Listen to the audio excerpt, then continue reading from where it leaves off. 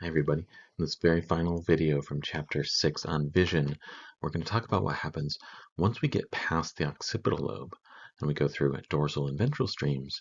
Effectively, now that we've processed the basic features and the colors of the information in our visual fields, what are we going to actually do with this? Okay, and for that, we're going to need to go beyond the occipital lobe.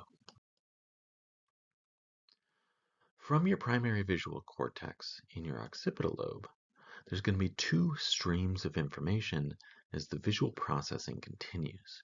Some of that information is going to move ventrally, which you remember is down here, and some of the information is going to flow dorsally.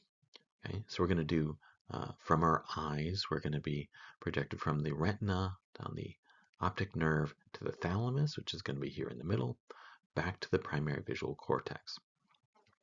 And along the way, and particularly here, we're going to process basic features, do feature detection with simple cells and complex cells. We're going to process the color based on what hits our retinas in terms of the cones and the opponent process cells. We're going to process it based on context for color here in the visual cortex. Next, though, vision will continue beyond the occipital lobe, both dorsally and ventrally.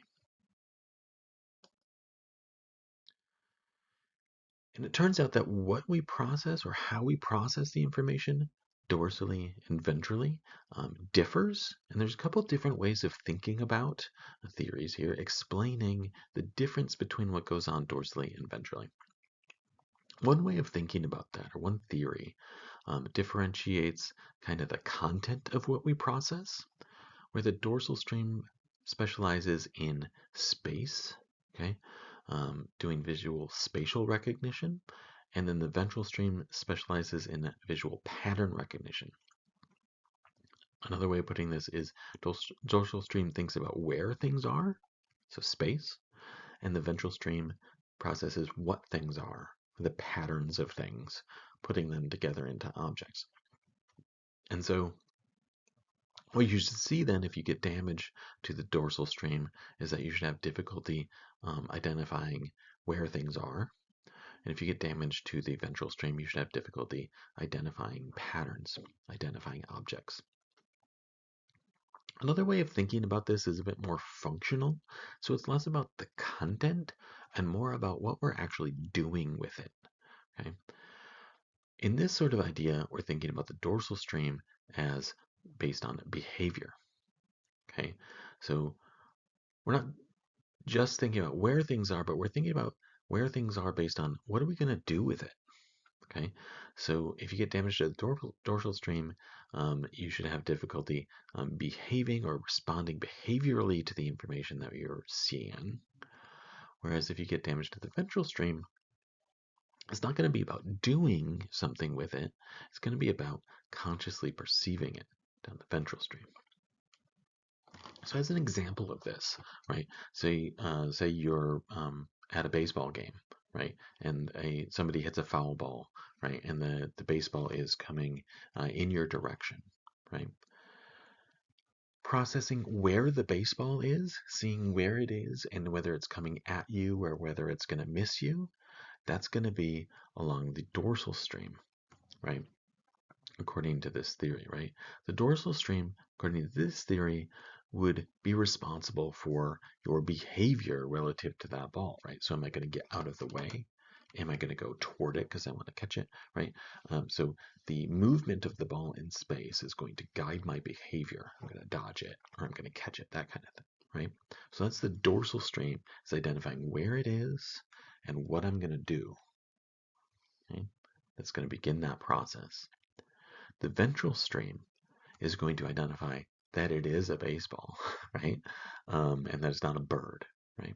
So identifying what it is, that this pattern that I'm seeing is a baseball in front of the sky, right?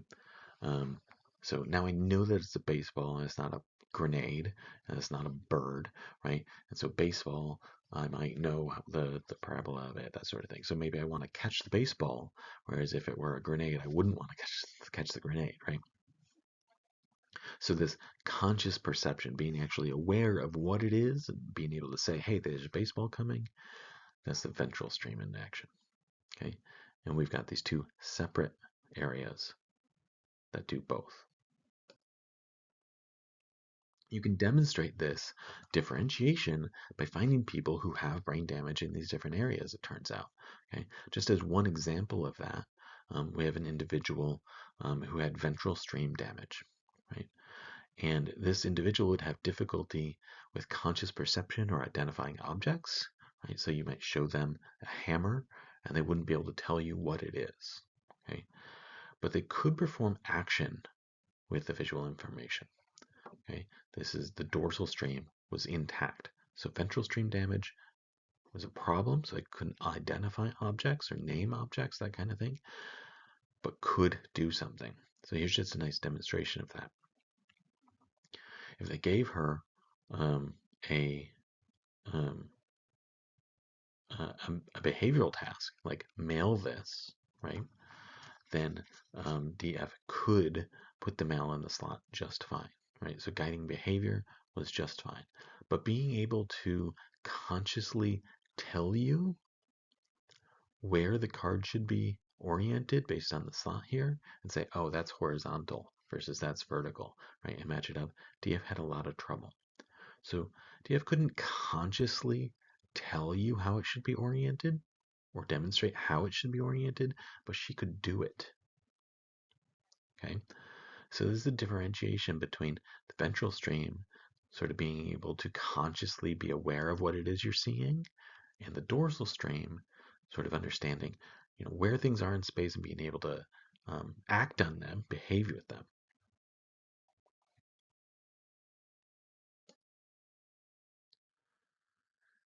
There are two conditions that can help us differentiate these two pathways, the ventral pathway and the dorsal pathway.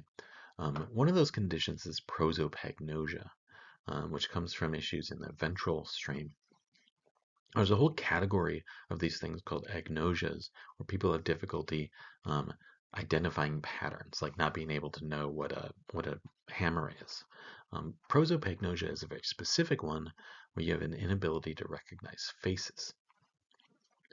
Okay, so you see some examples like this of this is one face from different angles, and then you get a test item and you have to say, okay, which face was it that you saw before? And most of us would be able to match this face to this face, but people with prosopagnosia would have difficulty differentiating the faces. You see a novel image down here, they would have difficulty differentiating from these faces. Okay, you can make it even harder by putting in some noise, right? That makes it even harder for people with prosopagnosia, but most of us can get through the noise and identify the face from before.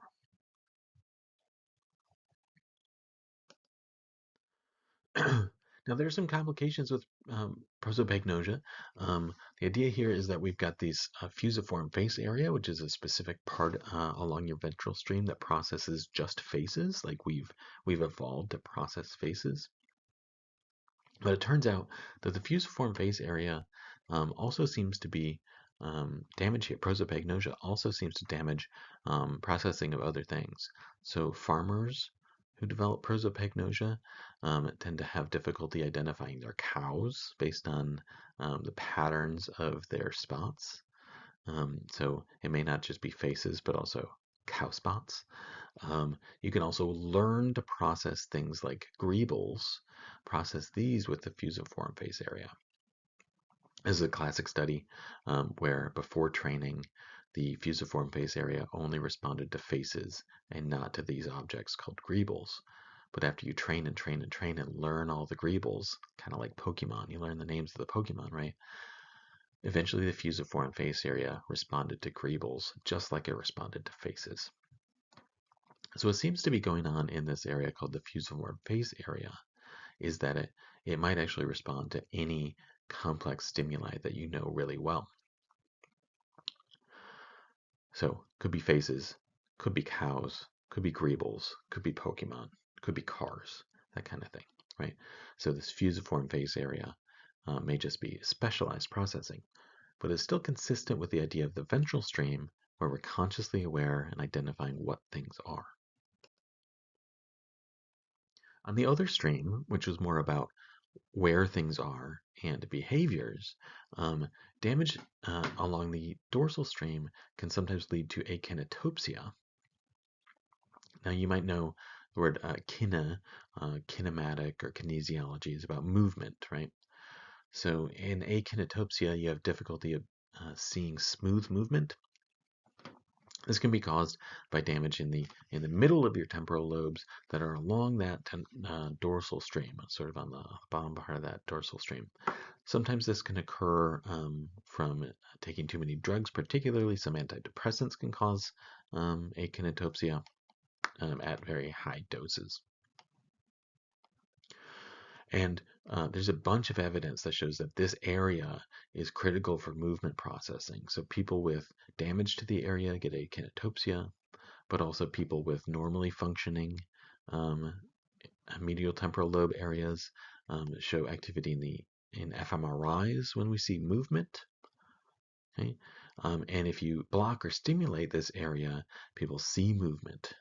Okay? Or animals see movement as well. So you can just activate this area in an animal, and it'll see things as if they're moving and respond as if things are moving around them. So we got an area along the dorsal stream that processes movement, just like we have an area along our ventral stream that helps us identify faces and other well-known stimuli. Okay. So here's prosopagnosia is going along the ventral stream, actually sort of underneath the temporal lobe here to the fusiform face area and then beyond, whereas the dorsal stream is coming up through here and then dorsally through medial temporal lobe and then up to the dorsal side. Final point in terms of complex processing, right? So you might think, okay, we've got a stream that processes movement and behavior. Then we've got a stream that processes object recognition, facial recognition, that sort of thing. But these streams show us that not all vision is in the occipital lobes. It just starts there, right? Different aspects of vision are handled in different locations.